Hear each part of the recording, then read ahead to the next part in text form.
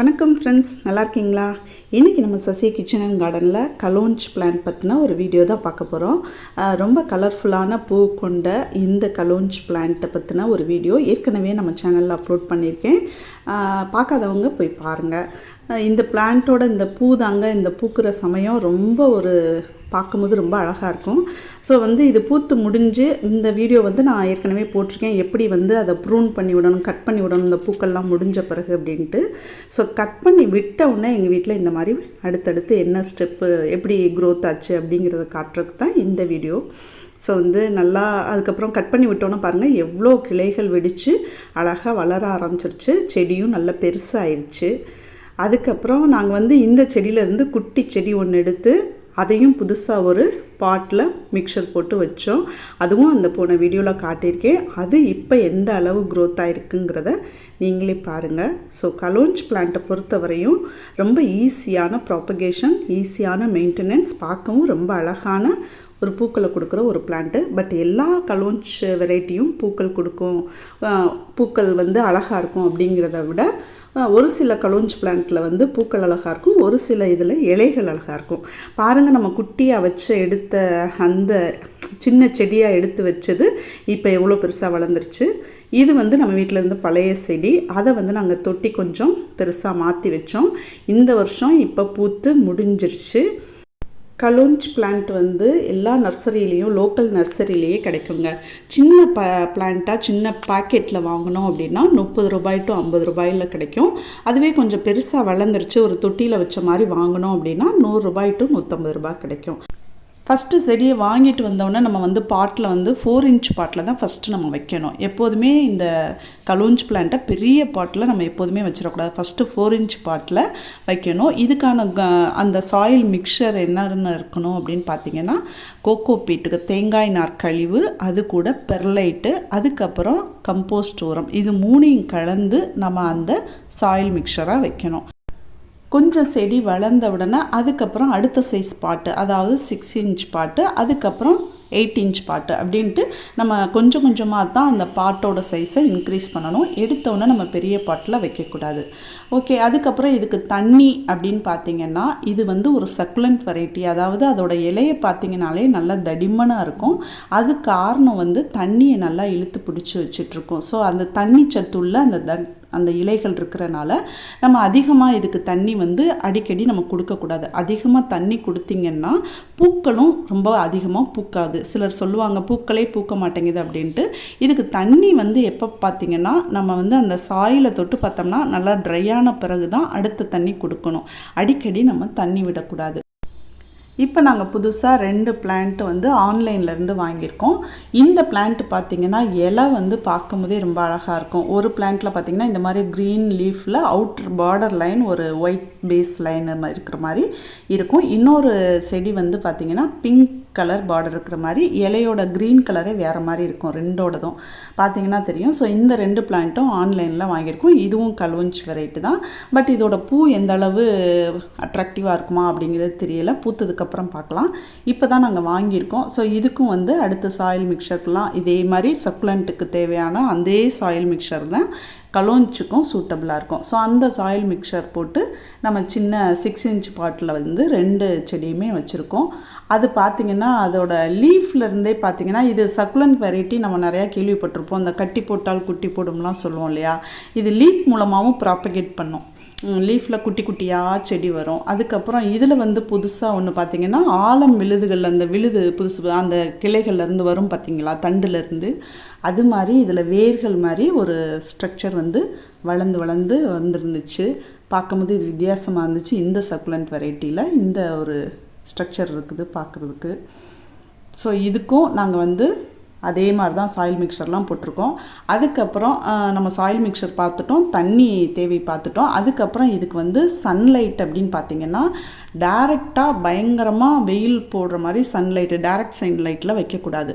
Sunlight அதோட heat பார்த்திங்கன்னா 35 degree வரையும் தான் இது தாக்கு பிடிக்கும். அதுக்கு மேலே பயங்கரமான ஓப்பன் சன்லைட்டில் வச்சிங்கன்னா இலைகள் கருக ஆரம்பிச்சிரும். ஸோ நல்ல வெளிச்சமான இடமா இருக்கணும். பட்டு டைரக்ட் சன்லைட்டில் இருக்கக்கூடாது. வெளிச்சம் தேவை இதுக்கு. இன்னொன்று முக்கியமான இதில் ஒரு கேரக்டர் என்ன, இந்த செடியோட வளர்ச்சியில் பார்த்திங்கன்னா 3 பீரியட் இருக்கும். ஒன்று வந்து ரெஸ்டிங் பீரியடு. அந்த ரெஸ்டிங் பீரியடில் வந்து ரொம்ப பெருசளவில் வளர்ச்சி இருக்காது, அப்படியே லைட்டாக க்ரோத்து காமிச்சிட்ருக்கோம். அதுக்கப்புறம் வந்து க்ரோத்திங் பீரியடுங்கிற மாதிரி நம்ம வந்து கிளைமேட் சேஞ்சஸ்க்கு பொறுத்து மாறுங்க. ஒவ்வொரு சிலருக்கு வந்து மாதங்கள் கணக்கு கரெக்டாக சொன்னோன்னா அந்த மாதிரியே இருக்கும்னு சொல்ல முடியாது.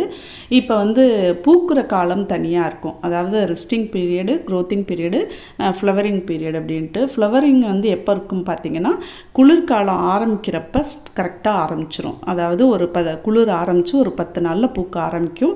அதுக்கப்புறம் அந்த பூக்கள் வந்து வெயில் காலம் வரையும், அதாவது மே வரையுமே அந்த பூ இருக்கும். அதாவது அப்போ பூக்கிறது வந்து அந்த மே வரையும் இருக்கும்.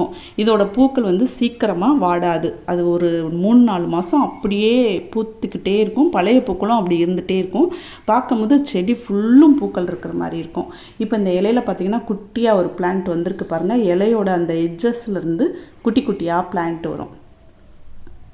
ஸோ பூக்கிறது பார்த்திங்கன்னா மோஸ்ட்லி ஜனவரியிலேருந்து ஏப்ரலுக்குள்ளே பூக்கும். ஸோ அதுக்கப்புறம் மே மாதத்துக்கு அப்புறம் அந்த பூக்கள் உதிர அந்த காய ஆரம்பித்ததுக்கப்புறமா நம்ம கண்டிப்பாக ப்ரூன் பண்ணி விட்டுறணும்.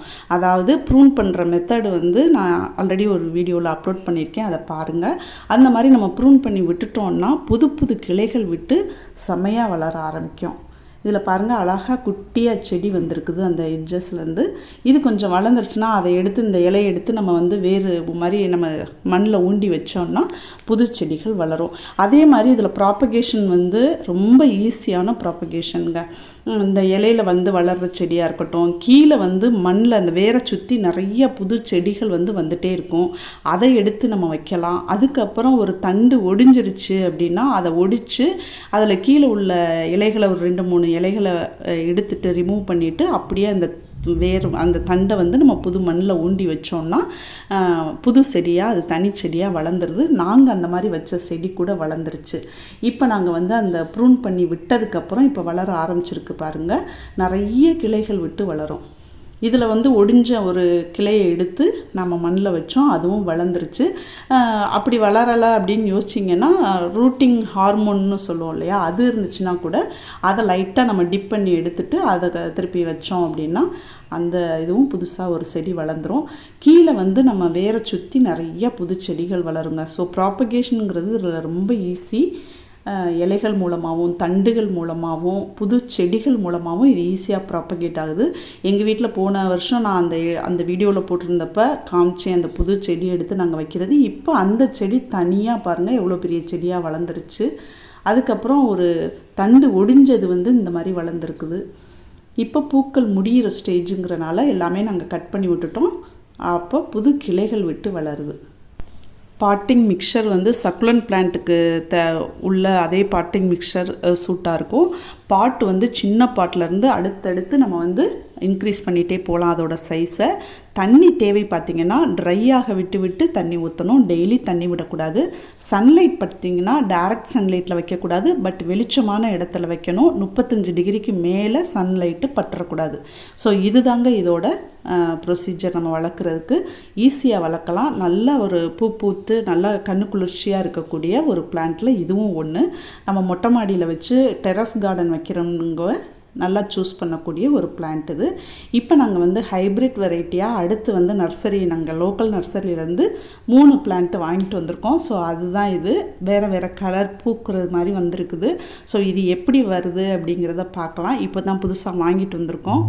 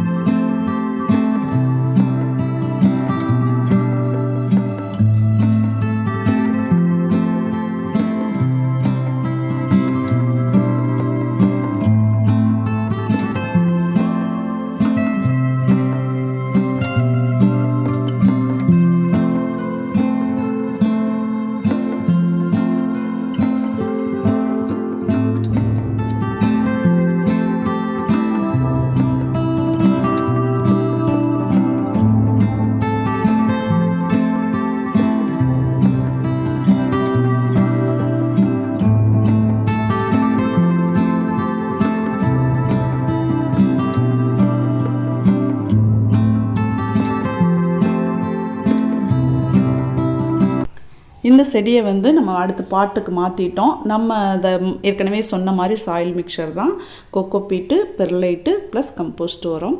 இதுதான் நாங்கள் கொடுத்துருக்குறது. கம்போஸ்ட்டுங்கிறது பார்த்திங்கன்னா நம்ம வந்து மண்புழு உரமாகவும் இருக்கலாம், இல்லை வந்து நம்ம காய்கறி கழிவுகளில் நம்ம வீட்டிலையே ப்ரிப்பேர் பண்ணுற கம்போஸ்ட் உரம் கூட ரொம்ப சூப்பராக இருக்கும். அதுவும் நல்லா வந்து வீட்டிலையே நீங்கள் பண்ணலாம். வேஸ்ட் பண்ணாமல் காய்கறி கழிவுகளை நம்மளே கம்போஸ்ட் உரம் தயாரிக்கலாம். ஸோ அதை வச்சு நம்ம வந்து இப்போ திருப்பி இந்த பிளான்ட்டும் வச்சுருக்கோம்.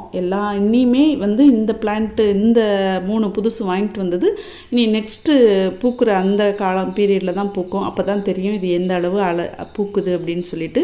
இப்போ பூவோட அழகை பார்த்து தான் அழகாக ரொம்ப அட்ராக்டிவாக இருக்குது அப்படின்ட்டு நம்ம வாங்கிட்டு வந்திருக்கோம். ஸோ இதுதாங்க எங்கள் வீட்டில் இருக்க கலோஞ்ச் அந்த செடிகளோட குரூப்.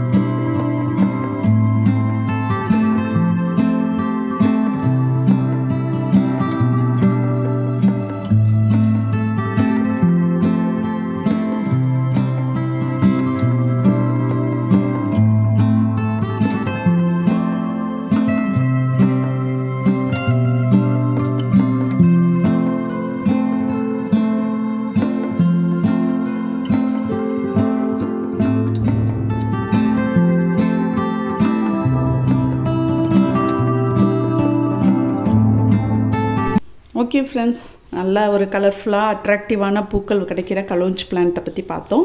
நீங்களும் வளங்க, ரொம்ப எளிமையாக இருக்கும். தண்ணி அதிகமாக விடாதீங்க, உரமும் ரொம்ப தேவைப்படாது. இதுக்கு பூச்சின்னு பார்த்திங்கன்னாலும் ரொம்ப பெரிய அளவில் பூச்சி பெஸ்ட் இதுவரையும் எங்களுக்கு வந்ததே இல்லை. ஸோ வந்து ரொம்ப ஈஸியான மெயின்டெனன்ஸ் உள்ள கலோஞ்ச் பிளான்ட்டுங்க.